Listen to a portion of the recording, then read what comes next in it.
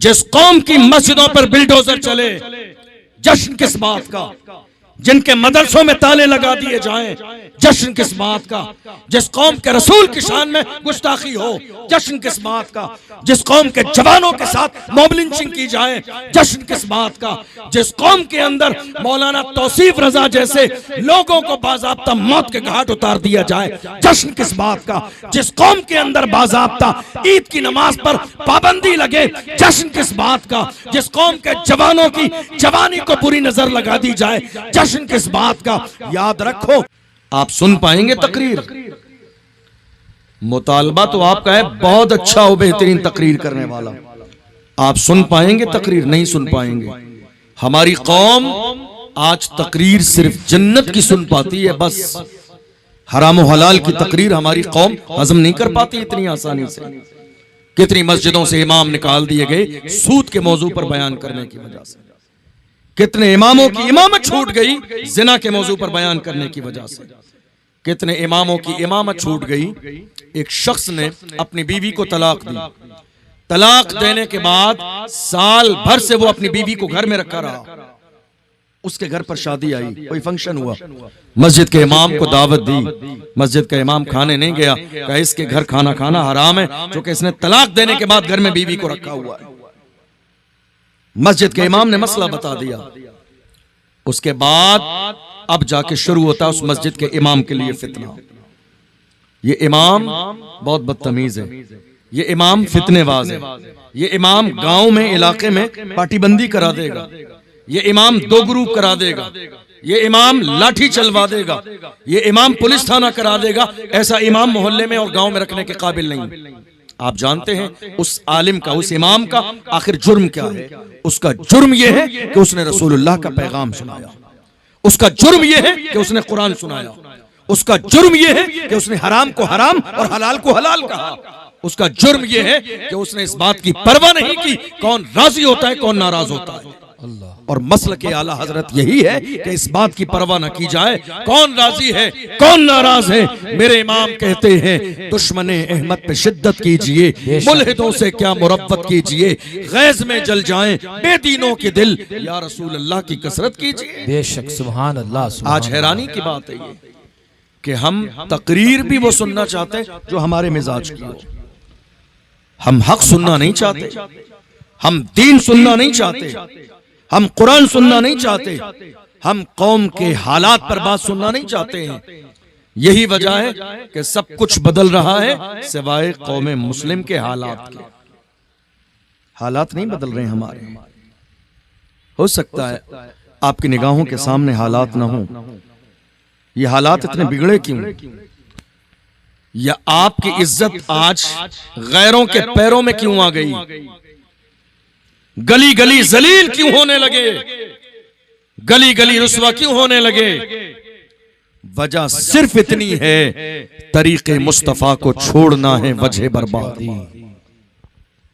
मोहम्मद रसूलुल्लाह का तरीका छोड़ दिया, इसी से कौम दुनिया में हुई बेइख्तिदार, अपनी इख्तिदार चला गया इसलिए कि हमने मोहम्मद रसूलुल्लाह का तरीका छोड़ दिया। आज हालात हमारी निगाहों के सामने। क्या हम मुसलमान नहीं हैं? क्या हम मोमिन नहीं हैं? क्या हम दीन वाले नहीं हैं? मैं आपको एक छोटी सी बात बताऊं। आज प्रैक्टिकल बात यह है कि हम मुसलमान दिखना चाहते हैं, प्रैक्टिकल मुसलमान बनना नहीं चाहते। गौर करना मेरे जुमले पर। ये जज्बाती जुमला नहीं है। पूरे मुल्क का दौरा करने के बाद, पूरे मुल्क को देखने के बाद मैंने ये जुमला कहा कि हम मुसलमान दिखना चाहते हैं, प्रैक्टिकल मुसलमान बनना नहीं चाहते।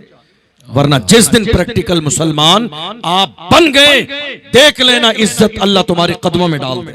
बेशक तुम इज्जत के मुहताज नहीं होगे। एक दौर था इज्जत थी तुम्हारे पास, शान थी तुम्हारे पास, वकार था तुम्हारे पास, इज्जत का ताज अल्लाह ने तुम्हारे सर पे रखा था। जब से तुमने हकीकी माना में इस्लाम छोड़कर दुनिया के सामने जाहिर करना शुरू कर दिया, हम मुसलमान दिख रहे हैं, हकीकत में बन नहीं रहे हैं मुसलमान। आप जानते हैं अगर हकीकत में हम मुसलमान होते, ये सूद जैसी बीमारी आज हमारे समाज में ना होती। अगर प्रैक्टिकल हम मोमिन होते तो हमारे समाज में ये जिना का कारोबार नहीं चलता।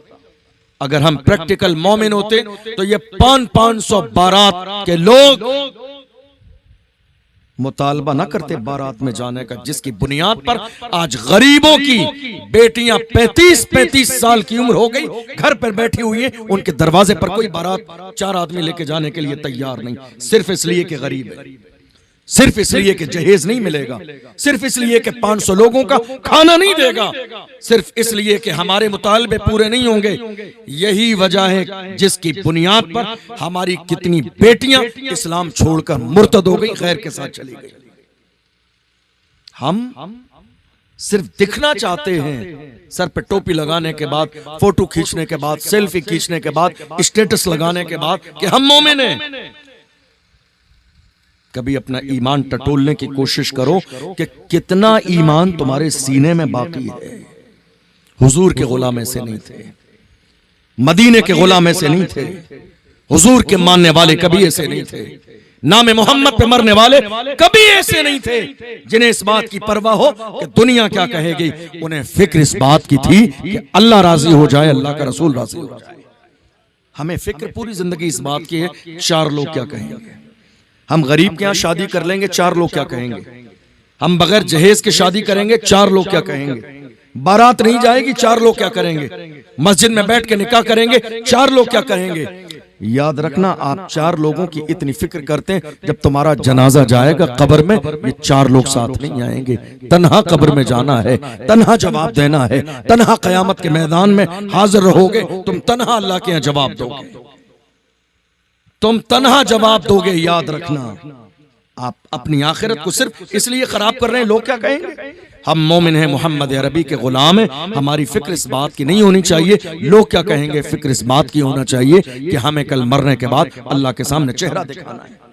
आज 1000 काम ऐसे हैं, 1000 काम ऐसे हैं जो हम इसलिए नहीं कर रहे हैं, लोग क्या कहेंगे। आज हमारी कौम के जवानों के चेहरे पे दाढ़ी नहीं है, क्यों? लोग क्या कहेंगे। आपने उन्वान रखा तहफ़्फ़ुज़े नामूस रिसालत। नामूस रिसालत शराब पी के नामूस रिसालत होगा, जुआ खेल के नामूस रिसालत के पहरेदार बनेंगे, जिना करके नामूस रिसालत के पहरेदार बनेंगे, बुराई और गीबत करके सीने में कीना रख के नामूस रिसालत के पहरेदार कभी नहीं बन सकते।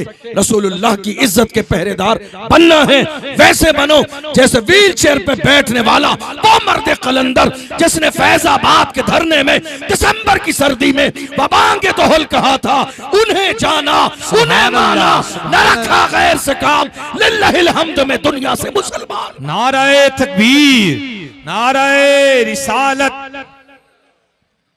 आप गुनाह करके हुजूर की इज्जत के पहरेदार बनेंगे। मुझे यह बात समझ में नहीं आती। आप यकीन जानिए, कई बार लोग ये चाहते हैं कि हमारी हाँ में हाँ मिला दी जाए। अगर उलमा भी लोगों की हाँ में हाँ मिलाने लगेंगे तो दीन का निजाम कैसे चलेगा।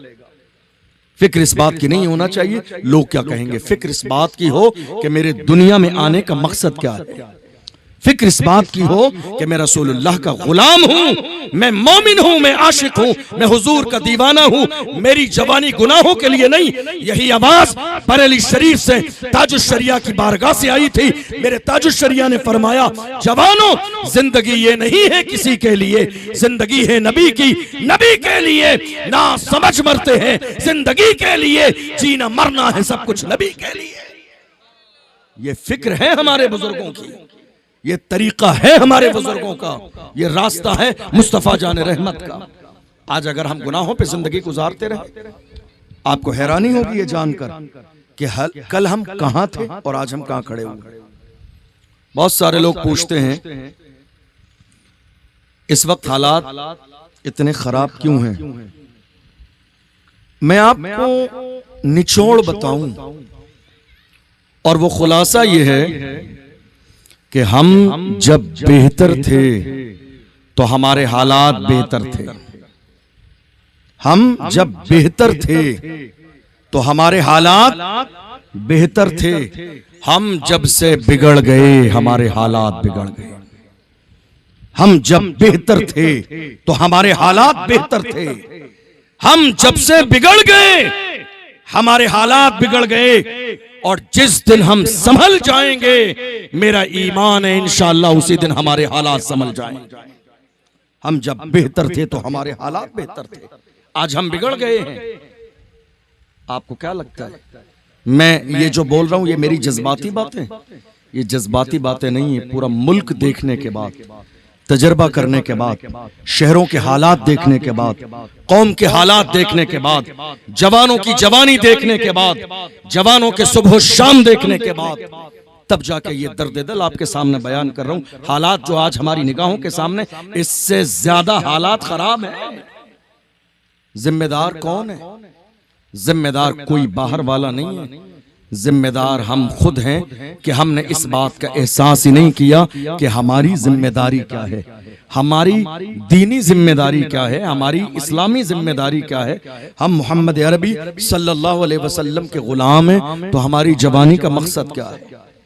आप यकीन जानिए, हम जब बेहतर थे तो हमारे हालात बेहतर थे, हम जब से बिगड़ गए हमारे हालात बिगड़ गए, और हम जब संभल जाएंगे इंशाअल्लाह उसी दिन हमारे हालात संभल जाएंगे। मैं आपको आईना दिखाऊं, हालात क्या हैं और हम कहां खड़े हुए हैं। आपकी तवज्जो है मेरी बात पर? तवज्जो है? मेरी बात समझ आ रही है आपको? मैं बहुत स्पीड से इसलिए नहीं बोल रहा हूं कि आपको एक एक बात समझ में आनी चाहिए। मैं बहुत स्पीड से बोलूं और आपको नहीं समझ आए तो फिर मकसद नहीं है जलसा कराने का और आपको कुछ भी नहीं समझ आएगा। इसलिए मैं चाहता हूं एक एक जुमला आपके दिल तक पहुंचना चाहिए कि आज हमारे हालात क्या है। आज बल्कि दुनिया की हर कौम का, कोई भी हो, हिंदू हो, मुसलमान हो, सिख हो, ईसाई हो, कोई भी हो, दुनिया की हर कौम का सबसे कीमती सरमाया उस कौम के नौजवान होते हैं। सबसे कीमती सरमाया कौन होते हैं? आप बोलेंगे मेरे साथ? नौजवान। और जिस कौम के नौजवान बुराई के रास्ते पे चले जाएं तो वो तन्हा बुराई के रास्ते पर नहीं जाते हैं, बल्कि वो पूरी कौमें जलील और रुस्वा हो जाती। और जिस कौम के जवान बुराई के रास्ते पे कदम रख दें, फिर ये उम्मीद नहीं की जा सकती कि कौम इज्जत की जिंदगी गुजारेगी। अगर ये बात आपको समझ में आ गई तो अब जरा गौर कीजिए कि हमारे जवान कहां हैं। अब जरा गौर कीजिए हमारे जवान कहां हैं। दिसंबर का महीना गुजरा, आप जानते हैं दिसंबर की 31 तारीख को 31 के नाम से बहुत सारे नौजवान न्यू ईयर के नाम से उस रात को सेलिब्रेट करते हैं। इस साल भी हुआ, लेकिन आपको हैरानी होगी ये जानकर एक मुस्लिम इलाके में शराब के ठेके पर 29 दिसंबर की रात को शराब के ठेके से सारी शराब खत्म हो गई। किसी गैर इलाके में नहीं, उस इलाके में जहां मुस्लिम आबादी है। 31 की रात आने में अभी 2 दिन बाकी है। 31 दिसंबर की रात आने में 2 दिन बाकी है। 29 दिसंबर की रात को शराब के ठेके पर शराब खत्म हो गई। शराब के ठेके पर जहां ट्रक उतर रहे शराब के, 2 दिन पहले एक नौजवान आया शराब लेने के लिए। उसने कहा शराब खत्म हो गई।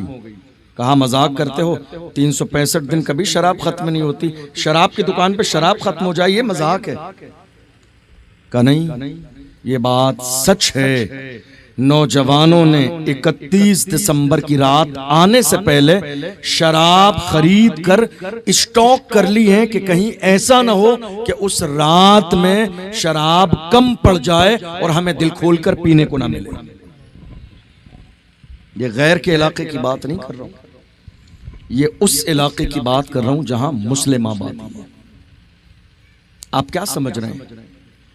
परेशानी वो अचानक से आ रही है, मुसीबतें अचानक से आ रही हैं, आपकी इज्जत पैरों के नीचे अचानक से रौंदी जा रही है, ये अचानक से आपके हुकूक दबाए जा रहे हैं।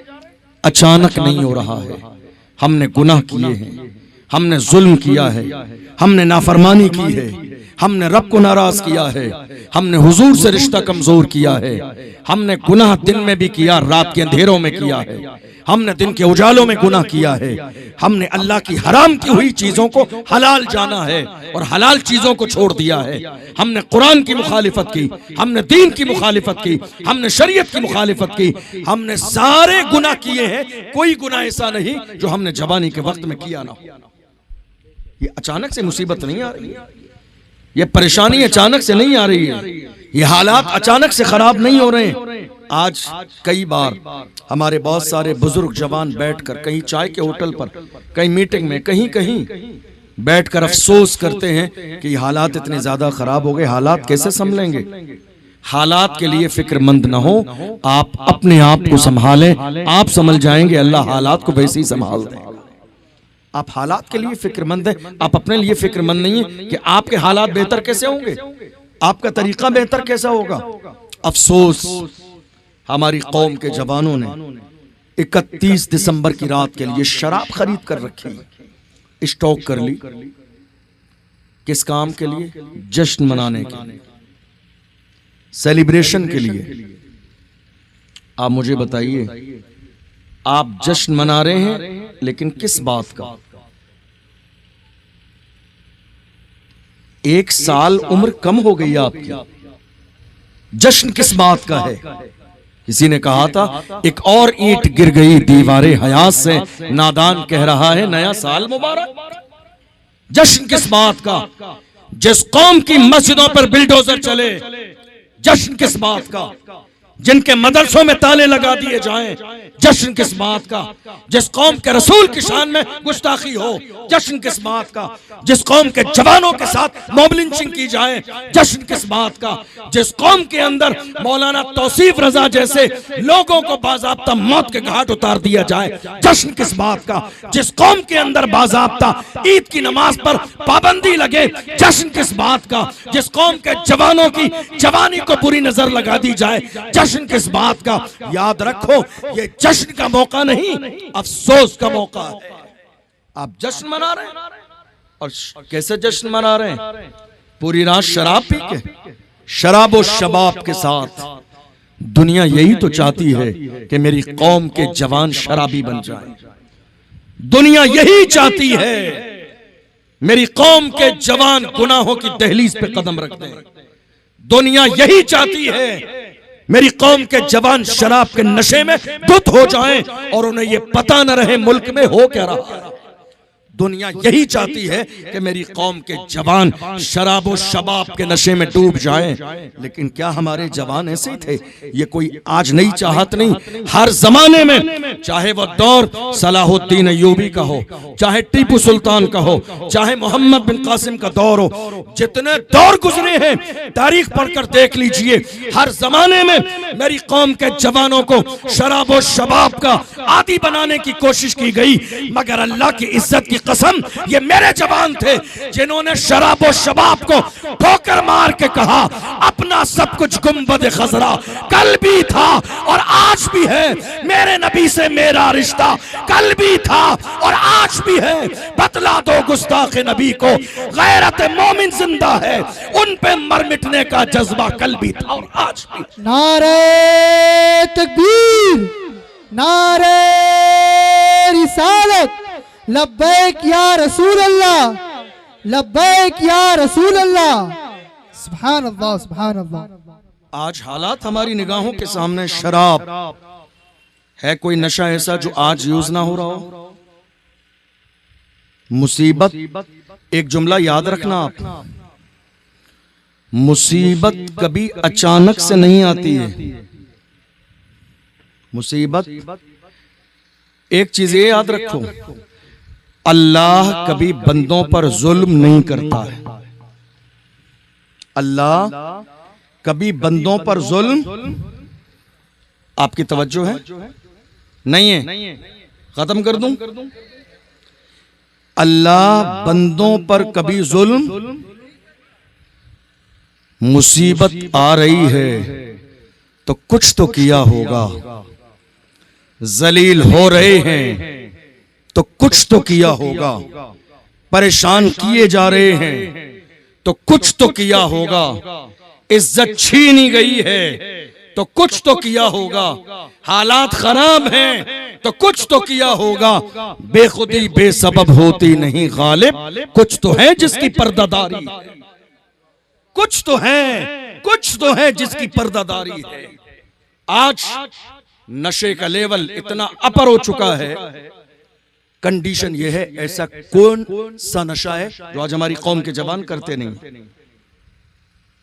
कौन सा नशा बताइए, है कोई नशा ऐसा? इस वक्त बहुत तेजी के साथ हमारी कौम के जवानों को एमडी का आदी बनाया जा रहा। एमडी का नशा पहले बाजार में मिलता था और तरक्की हुई, मोहल्ले में बिकने लगा।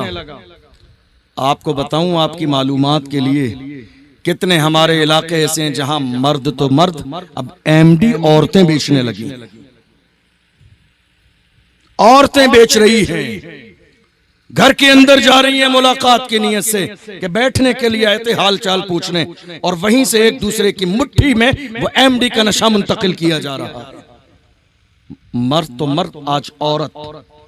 है कोई ऐसा नशा? एमडी का नशा जवान कर रहे हैं, चरस जवान यूज कर रहे हैं, गांजा जवान यूज कर रहे हैं, हीरोइन जवान यूज कर रहे हैं, शराब बियर के नाम पर पी जा रही है। हमारे जवान धोखा देने के लिए कहते हैं शराब नहीं है, शराब नहीं है। किसने बताया शराब है? बियर है। नाम बदल जाने से शराब की हुर्मत में कमी नहीं आई, बोतल का अंदाज बदलने से, स्टिकर बदलने से शराब रहेगी, ना नाम बदलेगा ना हुक्म बदलेगा।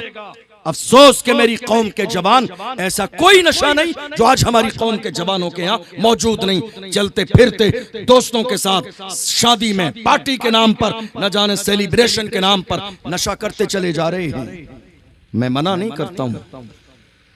करता हूं नशा करने से, बल्कि हम तो नशा कराने वाले लोग हैं। कोई हो तो नशा करने वाला, हम मना करने वाले लोग नहीं है नशे से। कोई नशा करना चाहता है हम नशा कराते हैं, बस शर्त इतनी है जो नशा करना है लोकल वाला नशा नहीं, ब्रांडेड नशा किया करो, लोकल वाला नशा नहीं जिसको करने के बाद लोग नाली और नाले में गिर जाते हैं। नशा करना है ब्रांडेड नशा करो, वो नशा जो बिलाल हबशी ने किया, जो सलमान फारसी ने किया, जो सुहैब रूमी ने किया, अम्मार इब्न यासिर ने किया। कौन बिलाल हबशी जिन्हें मारा भी गया, घसीटा भी गया, फिर भी अपने अंदाज में कहते थे तू हो के तुरशरू मुझे काली हजार दे। ये वो नशा नहीं जिसे तुलसी उतार।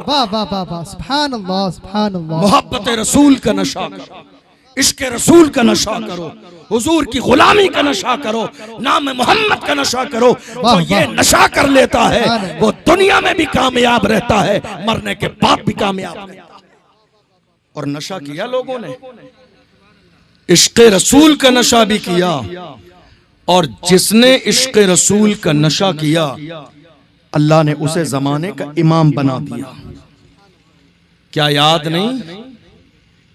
नहीं व्हील चेयर पे बैठने वाला? क्या याद नहीं वो मर्दे कलंदर? क्या याद नहीं वो महरूम कलर का अमामा बांधने वाला मर्दे कलंदर? क्या याद नहीं वो व्हील चेयर पे बैठने वाला? दुनिया ने सोचा पैर कमजोर हैं, क्या करेगा? उस व्हील चेयर पे बैठने वाले ने कहा पैर कमजोर हैं, ईमान कमजोर नहीं है, अकीदा कमजोर नहीं है, अजमत कमजोर नहीं है, मोहब्बत कमजोर नहीं है।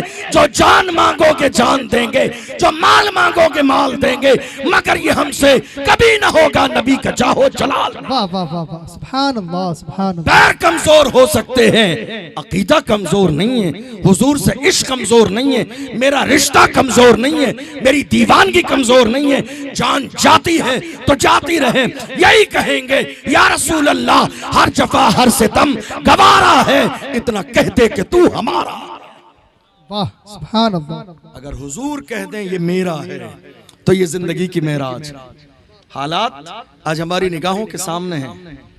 हम कमजोर हो गए अपने अमल की बुनियाद पर, गुनाह की बुनियाद पर, दीन से दूरी की बुनियाद पर, कुरान से दूरी की बुनियाद पर। वरना जब तक हमारा रिश्ता मोहम्मद अरबी से मजबूत था हम ताकत वाले थे। आपको याद नहीं, सुल्तान अब्दुल हमीद की तारीख सुनाऊं तो आपकी अक्ल हैरान हो जाए। और तुगरुल गाजी की तारीख आपको बताऊं, वो बोरिया नशीन जिनके पास रहने के लिए पक्के मकान भी नहीं थे, वो बोरिया नशीन जिनके पास दिरहम और दीनार नहीं थे, मगर पुख्ता थे तो अकीदे के एतबार से, वो पुख्ता थे तो दीन के एतबार से। वो जिधर चले जाते थे लोग उनके चेहरे को देख के कलमा पढ़ के मुसलमान हो जाते थे। आज हमारा रवैया क्या है? अफसोस हमारी दीन से दूरी इतनी है, गैर तो गैर, हमसे सगे अपने माँ बाप भी राजी नहीं है। झांकिए गिरेबान झांकिए, हैं हुजूर के सहाबा तो जिधर निकल गए लोग उन्हें देख के कलमा पढ़ते थे। हमारी बद अखलाकी का आलम यह है कि कितने माँ बाप आज अफसोस करते हैं, रोते हुए कहते हैं काश कि ये बेटा पैदा ना हुआ होता। गौर करो, जिस दिन माँ बाप की जबान पर ये जुमला आ जाए ना कि ये बेटा काश पैदा ना हुआ होता, समझ लो कि तुम्हारे जीने से बेहतर तुम्हारा मर जाना है, क्योंकि तुमने माँ बाप के दिल को इतना दुखाया अपने रवैये की वजह से कि वो तमन्ना कर रहे हैं काश कि ये पैदा ना हुआ होता। गौर करो, आज आप कौन सी चीज है, कौन सा गुनाह है जो आज यहाँ मौजूद नहीं है? नशा। आप जानते हैं अल्लाह के रसूल ने क्या फरमाया नशे के बारे में? हुजूर ने फरमाया तमाम बुराइयों की जड़ है शराब। शराब पीने के बाद, नशा करने के बाद इंसान चोरी करता है, जिना करता है, बदकारी करता है, कत्ल करता है, जितने गुनाह करता है सारे गुनाह नशे के बाद। तमाम बुराइयों की जड़ है शराब, नशा। और ये नशा बहुत तेजी के साथ फैलता चला जा रहा है। और दूसरी बीमारी जिना, इतनी तेजी के साथ ये बीमारी हमारे समाज में फैली है कि अक्ल हैरान है। आप जानते हैं जिना का गिराफ इतना बढ़ चुका है, जिना का गिराफ इतना बढ़ चुका है, अगर हम 10 नौजवानों को पकड़ लेते हैं, कम से कम 7 नौजवान ऐसे होते हैं किसी न किसी अंदाज में जिना में मुलव्विस नजर आते हैं। हैरानी की बात है। आपने क्या समझा? आप जो जिना समझते हैं बस वही जिना है।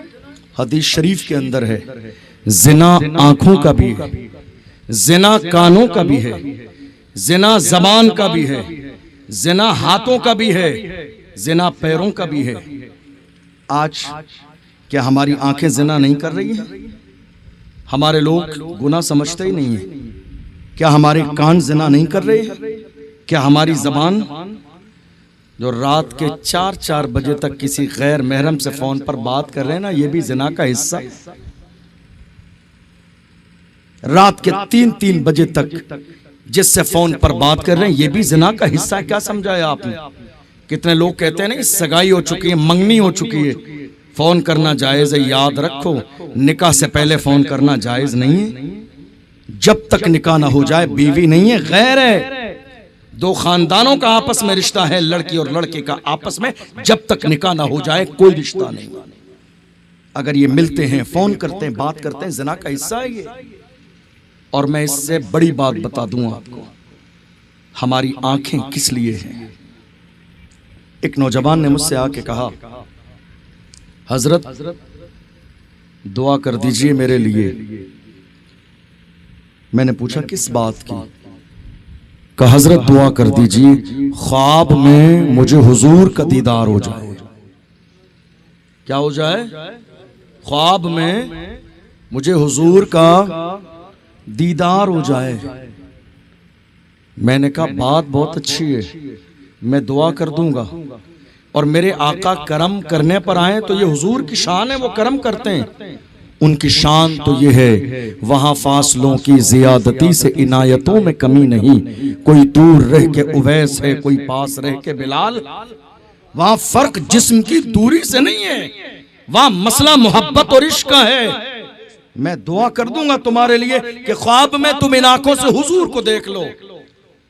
लेकिन मैंने कहा जवान, जरा दिल पे हाथ रख के सोच और बता, क्या तेरी आंखें हैं इस काबिल कि तेरी आंखें हुजूर को देखें?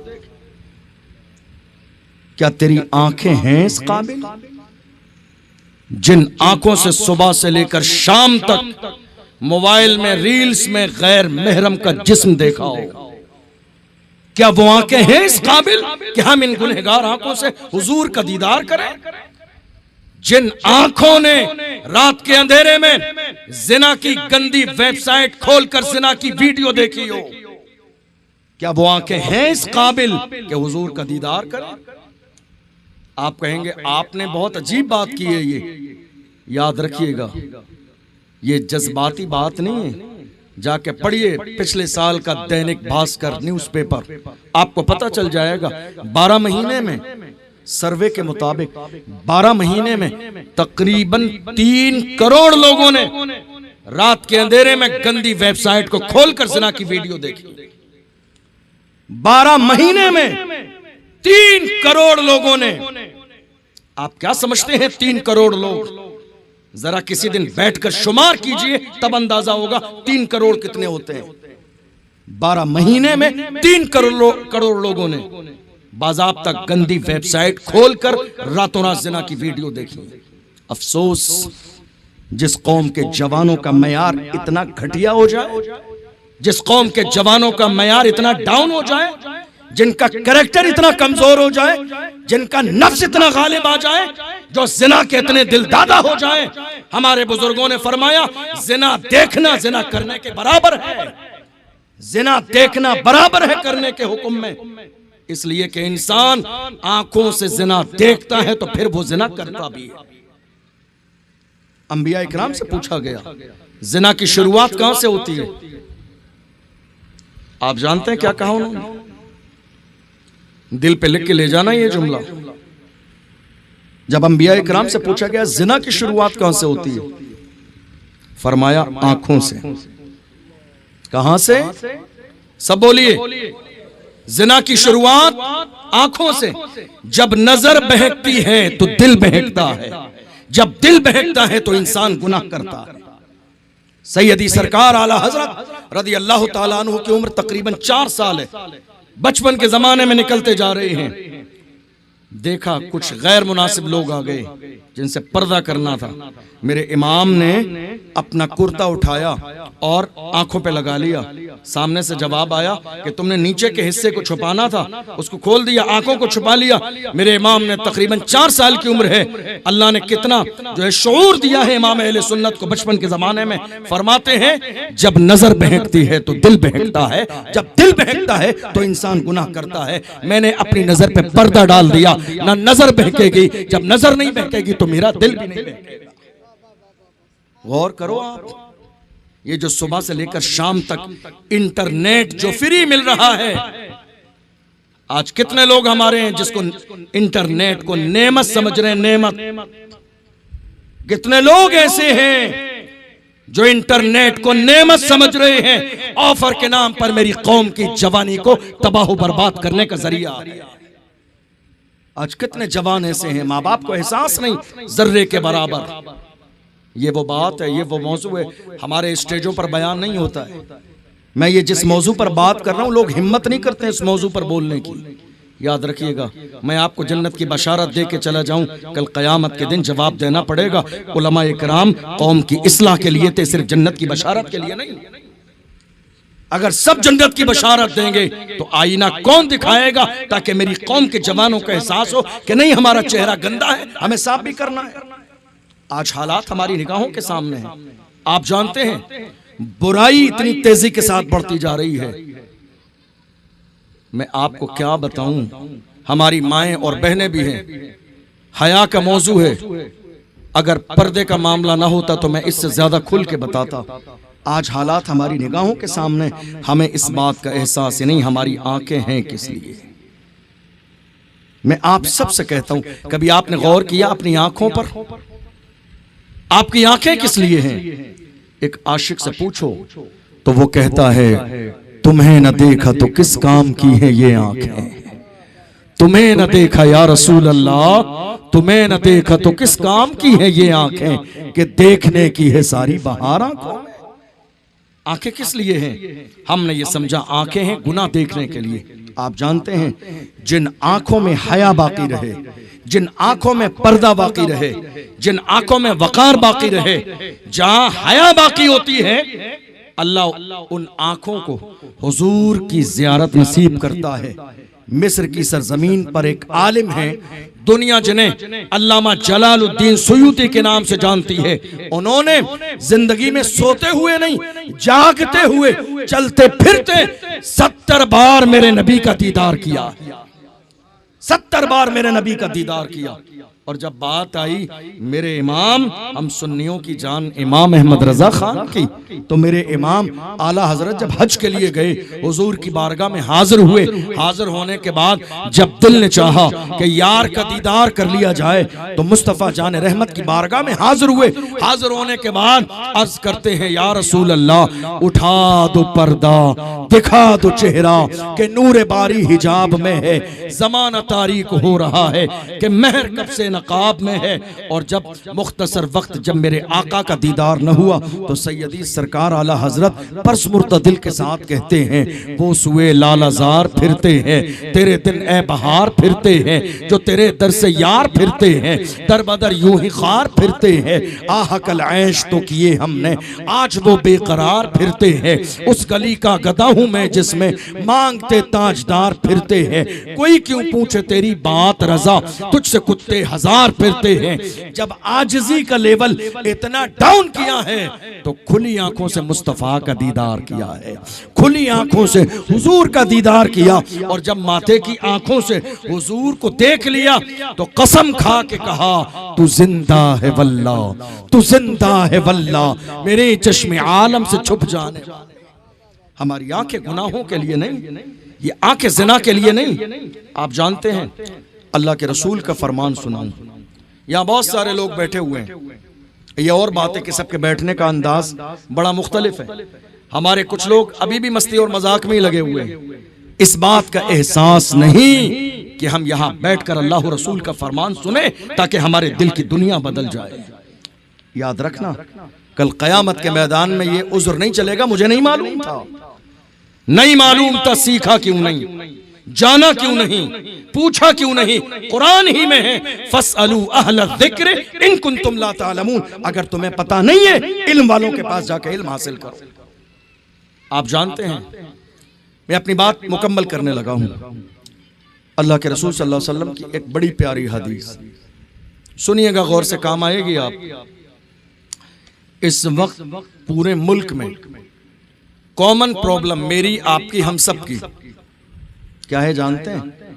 कारोबार नहीं चल रहा है, कॉमन प्रॉब्लम है, सेम। किसी की जबान पर हजरत दुआ कर देना, कमाते बहुते बरकत नहीं होती, सेम प्रॉब्लम। पता नहीं आता बहुत है, जाता कहाँ है पता नहीं चलता। कारोबार नहीं है, परेशानियां, मुसीबतें, घर से बीमारी नहीं निकल रही, क्या करें हजरत।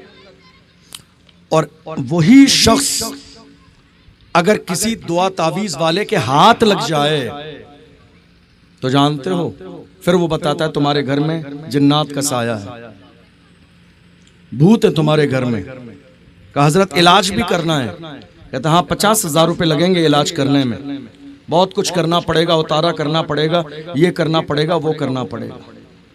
ये इतना पहुंचा हुआ शख्स है। आज कोई भी कह देता हमारे कब्जे में जिन्नात हैं, तुम्हारे कब्जे में जिन्नात है, तो मुल्क में इतना जुल्म हो रहा है, कहाँ है तुम्हारे जिन्नात।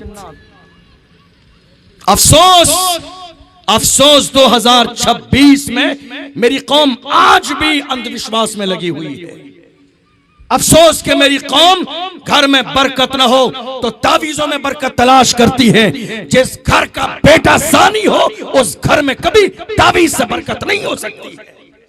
जिस घर का बेटा नशा करने वाला हो उसके घर में कभी ताबीज से बरकत नहीं होगी। जिस घर की बेटियां बेहया हो, बेपर्दा हो, उसके घर में कभी ताबीज से बरकत नहीं होगी। किसने तुमसे कहा ताबीज ले लो हालात बदल जाएंगे? अगर ताबीज लेने से हालात बदल जाते तो ये ताबीजों की इतनी मोटी मोटी किताबें मार्केट में 20-20 रुपए की बिकती हैं। ताबीज बेचने वाला जो किताब का मालिक है वो अपनी तकदीर क्यों नहीं बदल लेता? कुछ तो शऊर और अक्ल होनी चाहिए। अल्लाह ने हमें अक्ल और शऊर अता फरमाया ताकि हम कुछ सोचें समझें। अफसोस, आप जानते हैं इस तावीज के कारोबार को बढ़ावा दिया हमारी माँ और बहनों ने। मर्द इतनी बातों में बहुत कमाते हैं इल्ला माशाअल्लाह। हमारी माँ और बहनें चंद घर में दिन कुछ मामलात हो जाएं, फोर्सली घर के मर्दों को भेजा जाता है, फला बाबा के पास जाइए। अफसोस है मेरी माँ और बहनों पर। क्या माएँ ऐसी होती थी? क्या बहनें ऐसी होती थी? मुझे याद आता है माएँ कैसी होती थी। टीपू सुल्तान के जमाने में अंग्रेजों का दौर है, खबर आई अंग्रेजों की तरफ से टीपू सुल्तान के पास, टीपू मुलाकात करनी है। भेज दिया भाई को, जाओ मुलाकात करके आओ। वक्त तय हो गया, मीटिंग तय हो गई, जाना तय, वापस आना तय। भाई को भेजा लेकिन वक्त गुजर गया, वापस नहीं आए। लोगों ने ताना देना शुरू किया। टीपू सुल्तान को कहा ऐसा लगता है कि तुम्हारे भाई ने अंग्रेजों के हाथों में हाथ दे दिया है, मुल्क और मिल्लत के सौदा कर दिया, अब तुम्हारा भाई वापस नहीं आएगा। परेशान है लोगों का ताना सुन के टीपू सुल्तान गए माँ के पास। माँ की नजर चेहरे पे पड़ी, कहा बेटा टीपू सुल्तान चेहरे पे उदासी कैसी है? कहा मेरी माँ मेरे भाई को अंग्रेजों के पास भेजा था बात करने, आने का वक्त गुजर गया, भाई नहीं आया। लोग ताना दे रहे हैं तुम्हारे भाई ने अंग्रेजों के हाथों में हाथ दे दिया, ईमान बेच दिया। अल्लाह अकबर। माँ ने कहा टीपू सुल्तान जबान बंद कर ले, कुछ भी हो सकता है मगर मेरा बेटा गद्दार नहीं हो सकता है। कुछ भी हो सकता है मगर मेरा बेटा मुल्क और मिल्लत का गद्दार नहीं हो सकता। टीपू सुल्तान ने कहा मेरी माँ तुझे इतना यकीन क्यों है? सुने मेरी माएं, तब जाके टीपू सुल्तान की माँ ने कहा था मेरे बेटे बचपन के जमाने में तुझे और तेरे भाई को मैंने एक दिन भी बगैर वजू के दूध नहीं पिलाया। मैंने बगैर वजू के एक दिन भी दूध नहीं पिलाया है। मुझे भरोसा है अपने दूध पिलाने के इस अंदाज पर जान जा सकती है मगर मेरा बेटा मुल्क का गद्दार कभी नहीं हो सकता। ये माएँ थी, ये माओ का किरदार था। जब माओ का किरदार इतना अपर लेवल का होता है तब जाके बेटा सलाहुद्दीन अय्यूबी बनता। आज हालात हमारी निगाहों के सामने। काश जो माएँ परेशानी घर में आ जाने के बाद मर्दों को जबरदस्ती भेज रही है तावीज वाले के यहाँ, काश कि उन माओं के दिल में ये बात क्यों नहीं आई कि हमने जुमे से जुमे नमाज पढ़ी, हफ्ते में एक दिन भी अपनी पेशानी अल्लाह के सामने ना झुकाई। परेशानी नहीं आएगी तो क्या आएगा? काश मेरी उस माँ को, काश मेरी उस बहन को जिसको तावीज की जरूरत थी, ये ख्याल क्यों नहीं आया? कुरान जैसी अजीम किताब अल्लाह ने हर मुसलमान, हर मोमिन के घर में अता फरमाई है, मगर अफसोस महीने गुजर जाते हैं, कुरान जैसी अजीम किताब हमारे घर में आज कोई खोलने वाला नहीं है। कोई खोलने वाला नहीं है। थोड़े से जमाने पहले मर्द तो कम ही पढ़ते थे, माएँ बहनें फिर भी पढ़ती थी। फजर में कभी एक आध सूरत पढ़ लेती थी, कभी जुमे में एक आध सूरत पढ़ लेती। मगर अफसोस सोशल मीडिया का दौर है, इस मोबाइल ने हमारी माँ और बहनों को भी दीन का बागी बना दिया। आज कुरान नहीं खुल रहे हमारे यहाँ, आज दीन नहीं है हमारे घरों में, आज इस्लाम फॉलो नहीं किया जा रहा है हमारे घरों में, आज कुरान पर अमल नहीं हो रहा है हमारे घरों में। जिसके घर में गीबत होती हो, जिसके घर में बुराई हो, जिसके घर में माँ बाप की इज्जत न हो, जिसके घर के दरवाजे बेटियों के लिए बंद हो, जिस घर में बेटियों को विरासत में हिस्सा न दिया जाए, जिस घर में गरीबों पर जुल्म किया जाए, जिस घर के अंदर इंसाफ न किया जाए, उस घर में कभी खैर और बरकत का नुज़ूल नहीं हो सकता। किसी ने कुछ नहीं कराया। ये बात जबरदस्ती आपके जहन में डाली गई दीन से दूर करने के लिए, इस्लाम से दूर करने के लिए, कुरान से दूर करने के लिए कि नहीं साहब आपके घर में किसी ने कुछ करा दिया है। और आपको मालूम है ये बात जिसने भी कही, आप उससे जाके पूछिए किसने कराया, तो वो लोग कहते हैं कोई बहुत खास इंसान है आपका, बहुत खास इतना खास कि वो एक साथ आपके साथ चाय भी पीता है, खाना भी खाता है एक प्लेट में। और इत्तेफाक ये है कि खाना रोजाना शाम में 2 सगे भाई एक प्लेट में खाते हैं बैठकर। भाई भाई को लड़ा दिया इस तावीज वाले ने। एक सगा भाई सगे भाई की नियत पर शक कर रहा है कि कराया किसने? उसने जो साथ में खाना खाता है। ये जुमले हैं इनके जिनके पास न दीन है न इस्लाम है, जिन्होंने तावीज़ों की दुकानें खोल के बैठे हैं और बाज़ाब्ता हमारी कौम के लोगों को दीन से दूर कर दिया। अल्लाह वाले ऐसे नहीं होते हैं। याद रखना, अल्लाह के वली की पहचान यह है कि वो लोगों की पेशानी अपने कदमों में नहीं झुकाता है, वो झुकाता है तो अल्लाह के घर में झुकाता है। एक अल्लाह के वली की पहचान 10 अंगूठियों से नहीं होती है, लंबी जुल्फों से नहीं होती है, लंबे बालों से नहीं होती है, काले पीले नीले कपड़ों से नहीं होती है। अल्लाह के वली की पहचान यह है कि वो 5 वक्त का नमाजी होगा। अल्लाह के वली की पहचान यह है कि वो सुन्नत पर अमल करने वाला होगा। अल्लाह के वली की पहचान यह है कि उसकी जिंदगी में कुरान और हदीस के मुताबिक एक जर्रे के बराबर कोई चीज खिलाफ नहीं होगी। पाबंद होगा तो शरीयत का पाबंद होगा। आज हैरानी की बात यह है, हम ओरिजिनल दीन न सुनना चाहते हैं, न सीखना चाहते हैं, न फॉलो करना चाहते हैं, न अमल करना चाहते हैं। यही वजह है कि परेशानियां बढ़ तो रही है लेकिन हमारे यहां से परेशानियां दूर नहीं हो रही। मैं सिर्फ आपको इतनी सी बात समझाना चाहता हूं इतनी देर से कि आप परेशानियों को देखकर उन परेशानियों का ठेकरा किसी दूसरे के सर न फोड़ें, अपना गिरेबान झांकें। कुरान की आयत है, कुरान में लिखा है वमा असाबकुम मिन मुसीबतिन फबिमा कसबत ऐदीकुम। जो परेशानियां मुसीबतें तुम्हारी जिंदगी में आ रही है वो तुम्हारी अपनी हाथों की कमाई है। तुमने वो करतूत किए हैं जिसकी बुनियाद पर परेशानियां तुम्हारे घर में और तुम्हारी जिंदगी में आ रही हैं। आज हालात हमारी निगाहों के सामने। कोशिश कीजिए बदलें अपने आप, अपने घर के माहौल को बदलें, अपनी जिंदगी के मामलात को बदलें, बेहतर इंसान बनाएं अपने आप को, अल्लाह और उसके रसूल का मोहब्बत करने वाला इंसान बनाएं। कोशिश करें। आप जानते हैं अल्लाह के रसूल सल्लल्लाहु अलैहि वसल्लम का फरमान क्या है? मेरे आका का फरमान है, आने वाली नस्ल को अगर तुम जिना से बचाना चाहते हो, जिना जैसी बीमारी से बचाना चाहते हो, कोशिश करो कि निकाह सस्ता करो ताकि कौम की बेटियां और बेटे जिना से बच जाएं। आज क्या हुआ? मेरी बात समझ आ रही है आपको? परेशान तो नहीं है आप? आखिरी बात बता रहा हूं आपको, बस मैं अपनी तकरीर खत्म करने लगा। जिना से कैसे बचेंगे? निकाह को सस्ता करके। ये मेरा फरमान नहीं है, ये उस रसूल का फरमान है जिसका हमने कलमा पढ़ा। ये उस रसूल का फरमान है, ये उस नबी की जबान है जिसके लिए बरेली के ताजदार ने कहा था, वो जबान जिसको सब की कुंजी कहें उसकी नाफिज हुकूमत पे लाखों सलाम। ये किसी और की जबान नहीं, अल्लाह के रसूल की जबान है। मेरे आका सल्लल्लाहु अलैहि वसल्लम ने क्या फरमाया? निकाह सस्ता करो। आप जानते हैं हम में से हर शख्स दीनदार है। मैं आपसे एक बात पूछना चाहता हूं, मैंने शुरू में कहा था हम मोमिन दिखना चाहते हैं, प्रैक्टिकल मोमिन बनना नहीं चाहते। और अगर हम प्रैक्टिकल मोमिन बने तो याद रखिए इस्लाम में कोई बारात नहीं है, कोई जहेज नहीं है, ये कोई लेन देन का तसव्वुर इस्लाम में शादी के नाम पर नहीं है। मगर अफसोस कि हम मुसलमान दिखना चाहते हैं लेकिन शादी का मौका आता है तो हम भूल जाते हैं दीन क्या, इस्लाम क्या है।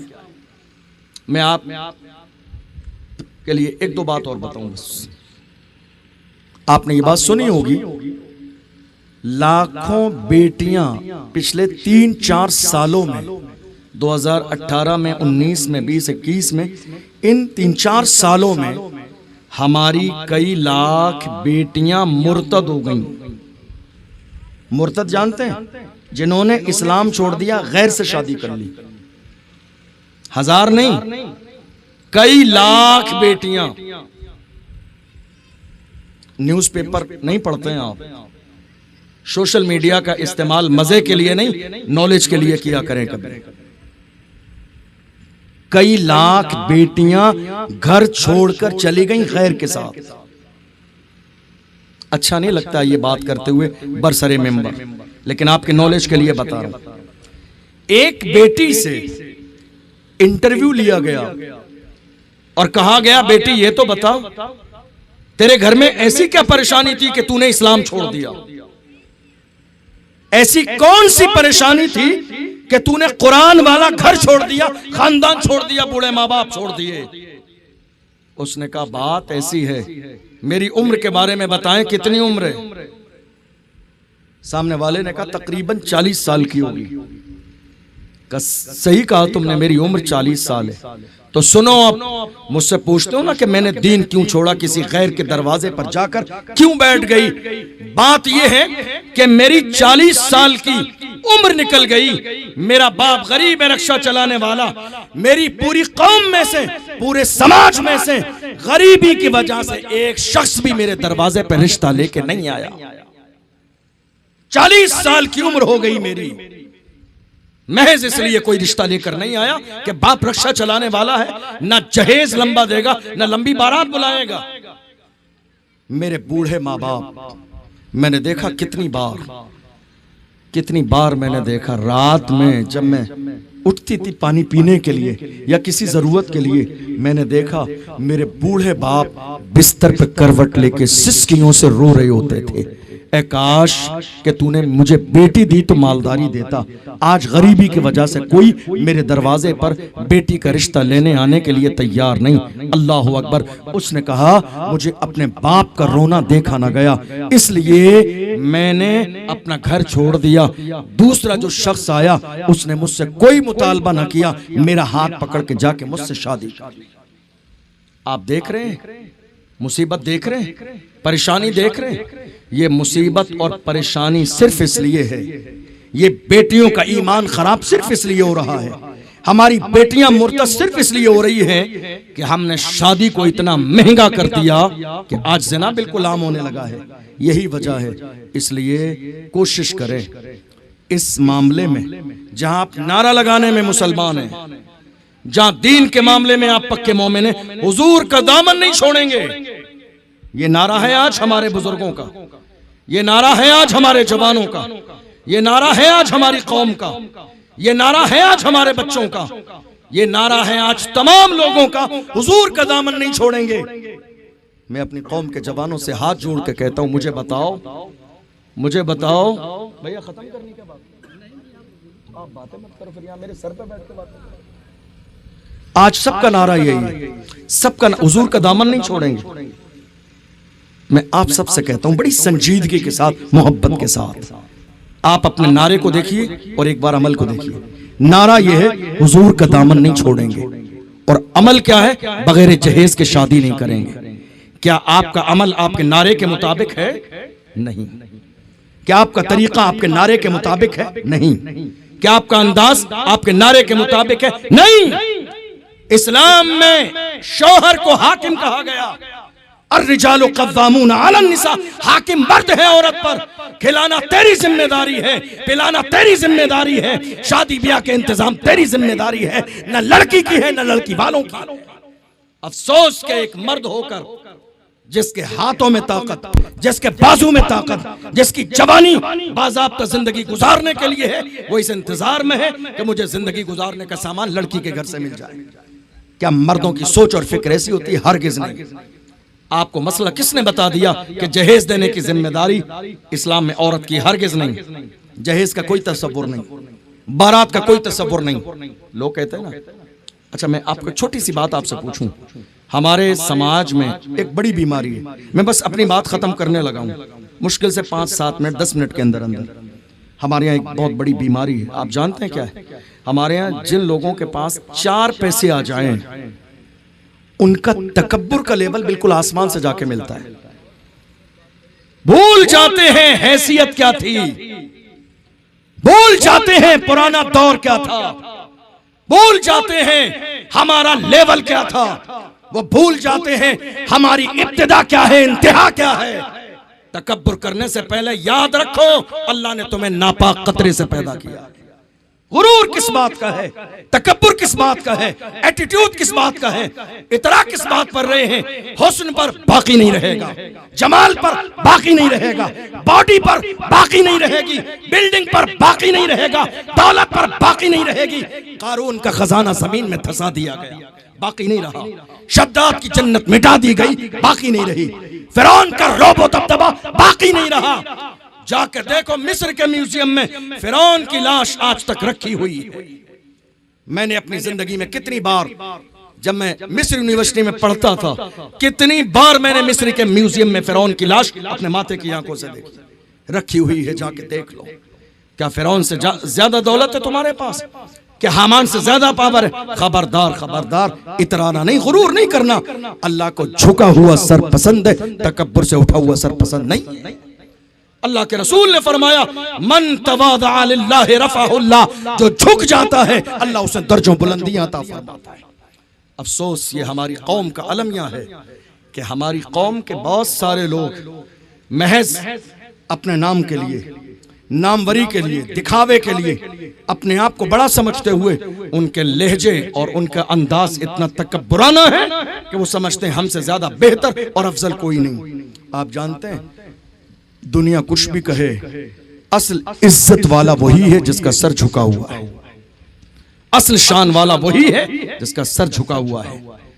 आप गौर कीजिए, आलम यह हो गया कि अब दिन ब दिन किसी भी माहौल को, किसी समाज को बेहतर बनाने में और किसी समाज को बिगाड़ने में, किसी इलाके में अगर 100 लोग रहते हैं ना, तो वो 100 की जिम्मेदारी नहीं होती। आप जानते हैं 5 करोड़पति लोग आपके इलाके में हैं, आपके गांव में। अगर ये करोड़पति चाहें तो शादी के मौके पर आपके इलाके से ढोल बाजे डीजे बंद हो जाए।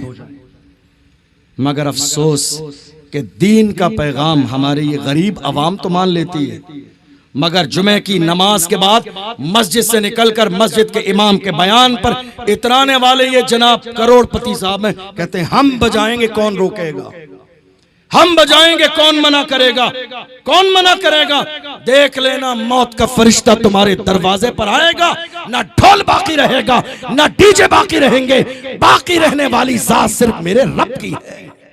गुरूर किस बात का है, तकब्बुर किस बात का है। समाज के जिम्मेदार लोग चाहें तो हर समाज से बुराई खत्म हो सकती है। हैरानी की बात, आज बारातों का लेवल क्या है। मैं आखिरी जुमले दे रहा हूं। कंडीशन ये हो गई कि अब बारातों में पूरी लिस्ट बनकर जाती है। 500 लोग आएंगे आपके दरवाजे पर और उन 500 में 400 मुसलमान हैं और हमारे कुछ कारोबारी लोग हैं 100 लोग जो मुसलमान नहीं है, उनका खाना अलग बनवाना है। कोई सेंस है? कोई तुक? उस वक्त जब 500 लोगों की लिस्ट बना के दी, इतने मुसलमान, इतने फला, इतने फला, इनका खाना बनेगा, हमारे हैं। हया नहीं आई ये जुमला कहते हुए, हमारे हैं तुम्हारे हैं तो अपने घर खिलाओ। रक्षा चलाने वाले की जिम्मेदारी नहीं है कि वो तुम्हारे लोगों को खिलाए। तुम नारा लगाते हो हुजूर का दामन नहीं छोड़ेंगे, हुजूर का दामन, ये नारा तुम्हें बेटी के घर वालों से लिस्ट बनाते हुए याद नहीं आया? नारा सिर्फ जलसे के लिए मत लगाओ, नारा प्रैक्टिकल जिंदगी में शामिल करने के लिए लगाओ।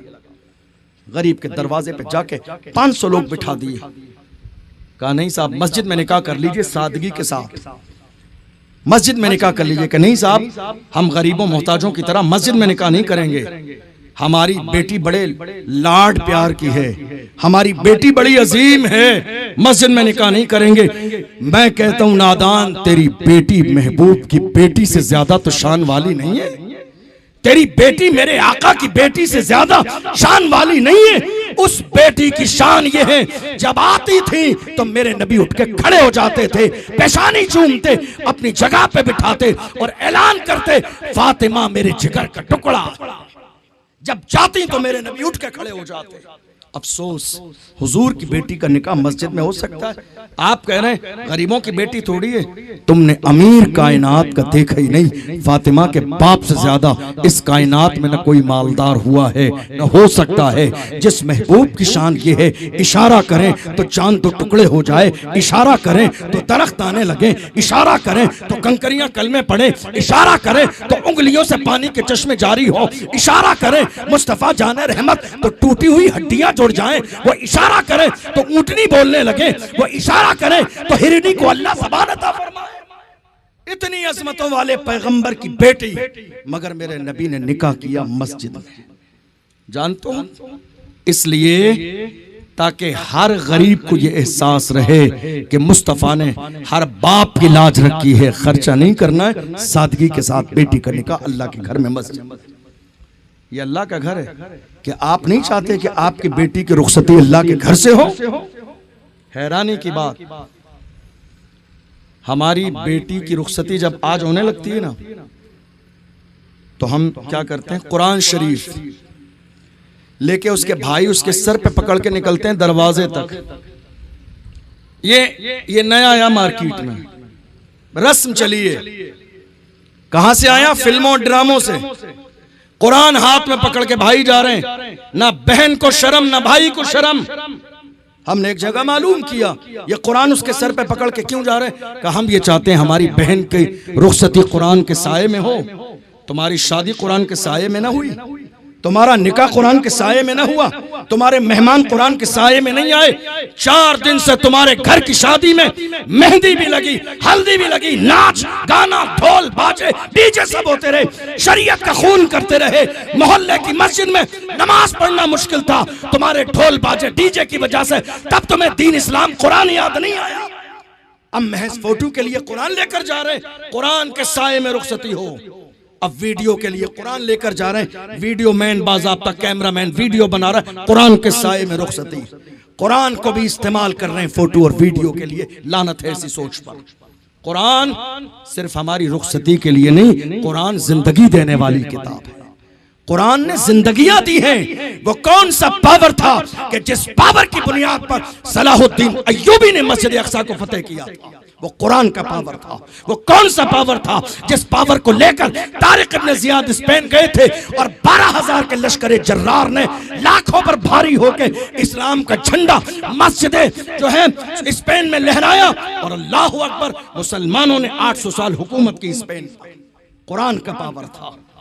आज हालात हमारी निगाहों के सामने, हमारे यहाँ सिर्फ खोखले नारे बाकी हैं। हुजूर का दामन नहीं छोड़ेंगे। जो कौम बेनमाजी हो उसने हुजूर का दामन पकड़ा कहाँ? जो कौम शराब पीती हो उसने हुजूर का दामन पकड़ा कहाँ? जिस कौम में सट्टा लगाया जाता हो उसने हुजूर का दामन पकड़ा कहाँ? जिनके यहाँ सूद का लेन देन का रिवाज हो उन्होंने हुजूर का दामन पकड़ा कहाँ? जो अपनी बेटियों का विरासत में हिस्सा दबा ले और हिस्सा न दें। आखिरी जुमला सुन के जाइए। एक शख्स ने आके, आखिरी बात बस 2 मिनट की, एक शख्स ने आके रमजान में कहा, हजरत दारुल इफ्ता में आके कहा, हजरत मसला जानना है, बताइए।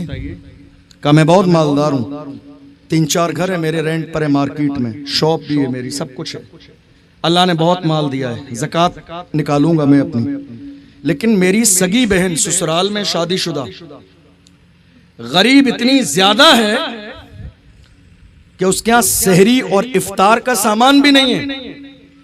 तो क्या मैं ज़कात निकालूं तो बहन को ज़कात दे सकता हूं?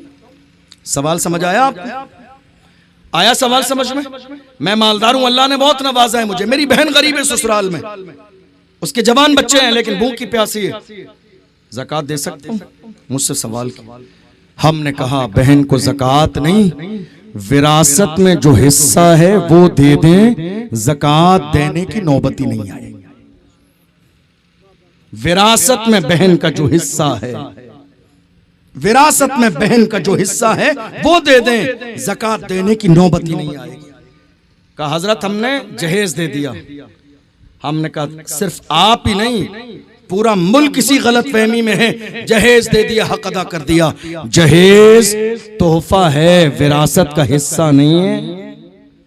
ये बेटियों को जो जहेज दिया जा रहा है विरासत का हिस्सा नहीं है। ये वालिदैन की तरफ से, भाइयों की तरफ से तोहफा है, विरासत का हिस्सा नहीं है। विरासत में हिस्सा जिंदगी में बांट कर देना पड़ेगा। नहीं देंगे, याद रखना कभी आबाद नहीं होंगे, कभी खुशियां नहीं आएंगी, कभी तरक्की नहीं होगी। आपने जो कहा ना, किसी ने कुछ करा दिया, खैर व बरकत नहीं है, मुसीबतें आ रही हैं। किसी ने कुछ नहीं कराया, किसी का हक दबाएंगे, माल मार कर बैठेंगे, ना बरकतें आएंगी, ना जिंदगी में कभी खुशियां आएंगी। खुशियां चाहते हैं, हक अदा करें, माँ का भी, वालिद का भी, बहन का भी, भाई का भी, और बीवी का भी, बच्चों का भी, सबका हक अदा करें। और साथ ही साथ अल्लाह का और उसके रसूल का हक अदा करें। जमाने से कहें, उन्हें जाना, उन्हें माना, न रखा गैर से काम, लिल्लाहिल हम्द में दुनिया से मुसलमान गया। अल्लाह की बारगाह में दुआ है, परवरदिगारे आलम हमने जो सुना है उसे समझने और अमल करने की तौफीक अता फरमाए। अभी बहुत सारी बातें मेरे जहन में है और वक्त होता तो मैं बताता, लेकिन चूंकि हमारे मेहमान भी बहुत दूर से आए हुए हैं, बैठे हुए हैं, बहुत सारे लोग जा भी चुके हैं, तकरीबन रात के पौने 3 बज चुके हैं, इसलिए मैं अब इससे ज्यादा नहीं करूंगा। फिर कभी मौका रहा तो इंशाल्लाह मजीद इससे आगे बहुत सारी बातें की जाएंगी। मुझे नहीं मालूम कि आप के सुनने का ज़ौक़ क्या है, लेकिन याद रखिएगा उलमा की जिम्मेदारी ये है कि वो अपनी कौम की इस्लाह की बात करे, ना कि सिर्फ जन्नत का पैगाम देने की बात करें। जन्नत मरने के बाद है, उससे पहले दुनिया की जिंदगी को बेहतर कराइए। जब यहाँ बेहतर जिंदगी गुजार कर जाएंगे, तब जाके अल्लाह मरने के बाद इंशाअल्लाह जन्नत अता फरमाएगा। अल्लाह की बारगाह में दुआएं, परवरदिगार सहवन कोई गलती हुई हो, हम सब तौबा करते हैं, अपने महबूब के सदक़े में माफ फरमाए। मेरे साथ मिलकर पढ़िए, अशहदु अल्ला इलाहा इल्लल्लाहु वहदहु ला शरीका लहु व अशहदु अन्ना सय्यदना मुहम्मदन अब्दुहु व रसूलुहु। वस्सलामु अलैकुम व रहमतुल्लाहि व बरकातुहू।